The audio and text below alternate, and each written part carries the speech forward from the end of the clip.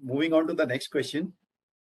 In that Economic Times article of yours, it was mentioned that you bought into Syndicate Bank and JP Associates in 2012 and 13. Can you elaborate what was your thesis and what were the key learnings post the whole experience? I'm asking this because your experience and learning may help us become a little better in our journey too, as we keep on making those kind of mistakes much more frequently. So To get into that, both these stocks were part of the covered call strategy that I run through options. Let me just step a bit back and try to explain what covered calls is all about. So, uh, so as I said, 2008 was a bad time in 2009, so this big crash came towards the end of it. September and October of 2008 is when the crash happened, which totally changed my thinking about how to manage risk. So the first impact it had was that it stunned me into inaction. I wouldn't buy, I wouldn't sell, I would just keep staring at the screen.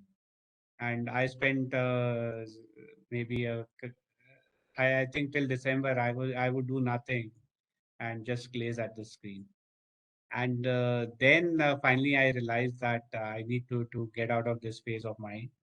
And January of 2009, I started looking for a job because I just, at that point, the view was that the entire financial system is going to crash.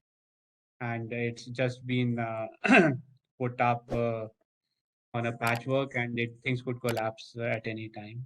That was the prevalent thinking at that time. I started looking for a job. I wouldn't get any.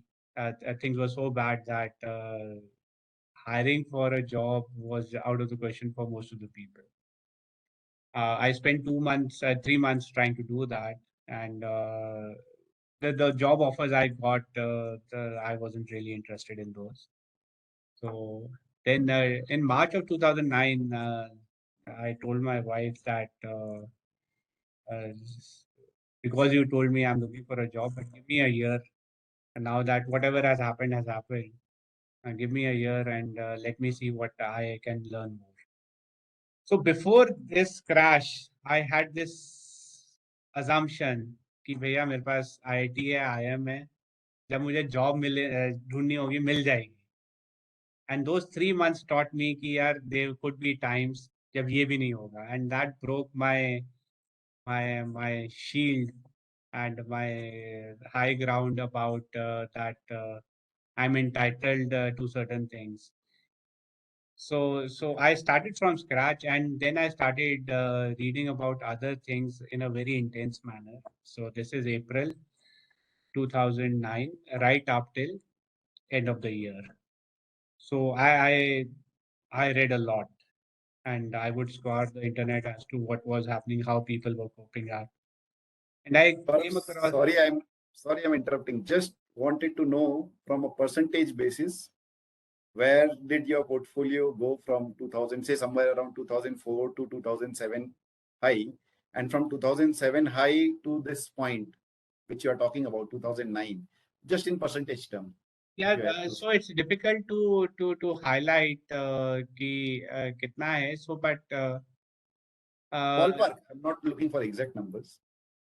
yeah, so if you say that from when I started out, I started putting in serious money in 2002. So my portfolio would have jumped about 20x in 2007, from 2002 to 2007.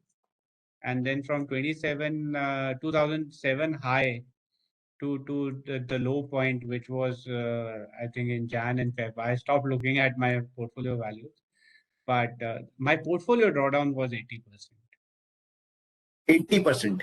80%. And the only asset I owned outside the stocks I had was my house, the house from Unitech that I had bought.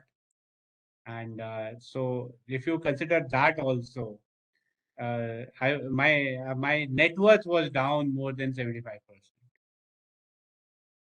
So it was a huge drawdown on the net worth, and that's what impacted my thinking at that. So yeah.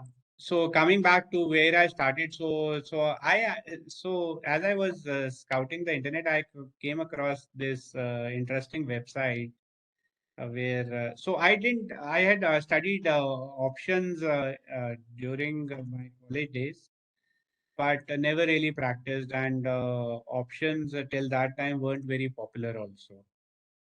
So then I came across this lady. So there's this middle-aged lady is in her late 40s, sitting in a small town in Canada, and she ran this blog called fullyinformed.com, and it's paid blog now, but at that time everything was available for free. And she would explain. First of all, she explained her covered call strategy, but more important than that, she explained how she managed the 2008 crash doing this. And scout that website for all. I think I would have scanned more than 99% of the website, everything that was out there on that website in terms of how she's uh, thought about things. So one of her golden rules was she wanted. So let me first explain what covered calls are. So covered calls are simply basically buying a share and selling calls on top of an equal amount so that when you are selling a call, you get a certain premium as a seller. And that premium is in case that call expires out of the money, which means the market price of the stock is below that strike price of that call, then it expires out of money and you get to keep that premium. So it will take a lot of time to get into all the nitty gritties, but if anybody is interested, I would recommend them to first understand options. And the interesting metaphor that one can use to explain options is that an option seller is like an insurance company. He's selling the coverage of a certain risk and he's getting a premium for that. So the exact the very good comparison is that uh, think of an option seller as an insurance company and an option buyer as an insurance buyer. Now most of you would have a car and you buy insurance on top of that. Now, why do you buy a insurance? You buy the insurance, you have to pay a certain premium, which could be 10, 20,000 a year. And why are you paying that?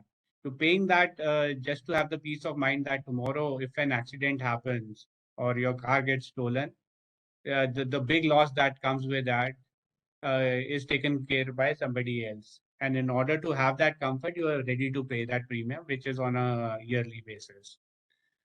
Now, so that's the thought process of or insurance buyer. So insurance seller is just a business. It's an insurance company that is selling that car insurance to say 1 lakh car owners, and with the assumption that only 10,000 or 1,000 claims will come around an accident or a theft, and which they are willing to pay.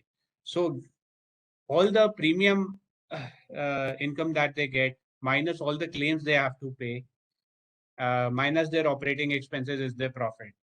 So that's their underwriting profit that they have. So similarly, an option seller can think of himself as a insurance company who's selling these insurance to all the option buyers, and with the basic assumption that if he's diversified enough, that the claims that will come on him in a particular month or a particular year will be limited to a certain extent, and all the premium that he is getting minus all the claims he has to give out, if on a residual basis it's a positive amount, so he's making money. So that